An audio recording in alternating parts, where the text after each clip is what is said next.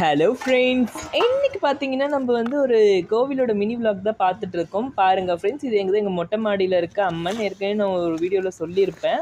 பாருங்க, தங்க colour paint அடிச்சு கீழே ஒரு சிலை இருக்குது பாருங்க ஃப்ரெண்ட்ஸ். ஐயோ, பார்க்குறதுக்கு கண்ணு கோடி வேணும் ஃப்ரெண்ட்ஸ். அவ்வளோ சூப்பராக இருக்குது, அழகாக பண்ணியிருக்காங்க ஃப்ரெண்ட்ஸ். இது தம்பி தான் அலங்காரம் பண்ணால். இந்த அலங்காரம் பிடிச்சிருந்தா தயவு செஞ்சு கமெண்ட் பண்ணுங்கள் ஃப்ரெண்ட்ஸ், மறக்காமல். பாருங்கள், இந்த அலங்காரம் வந்து என் தம்பி தான் பண்ணான் ஃப்ரெண்ட்ஸ். இந்த அலங்காரம் பண்ணுறதுக்குன்ட்டு வந்து பார்த்தீங்கன்னா ஒரு அனுகிரகம் வேணும். தெய்வ அனுகிரகம் இல்லாமல் நம்ம அலங்காரம் பண்ண முடியாது. ஐயருங்க தான் ஃபஸ்ட்டு அலங்காரம் பண்ணுவாங்க. அவங்க வந்து டெய்லியும் மந்திரம் படிக்கிறதுனால அந்த அலங்காரம் வந்து ஒரு நேர்த்தியாக பண்ணுவாங்க.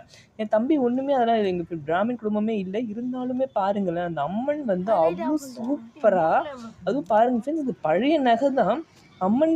அந்த அந்த சிலைக்கு ஏறின உடனே அவ்வளோ ஜொலிக்குது ஃப்ரெண்ட்ஸ். அந்த நகை பாருங்கள், பேனர்லாம் போட்டு முத்துமாரியம்மன் போட்டு சூப்பராக பண்ணிட்டாங்க. லைட் செட்டப்லாம் போட்டு பக்கத்தில் ஒரு மல்லிச்செடி இருக்கும், வைக்க சொல்லியிருப்பேன். சுற்றி வந்து லைட் செட்டப் பண்ணி செம்ம ஃப்ரெண்ட்ஸ். ஆலமரத்தில் வந்து சீரியல் பல்ப் வரும். அப்புறம் பாருங்களேன், சூப்பராக பார்த்துக்கிட்டே இருக்கலாம் போல இருக்குது.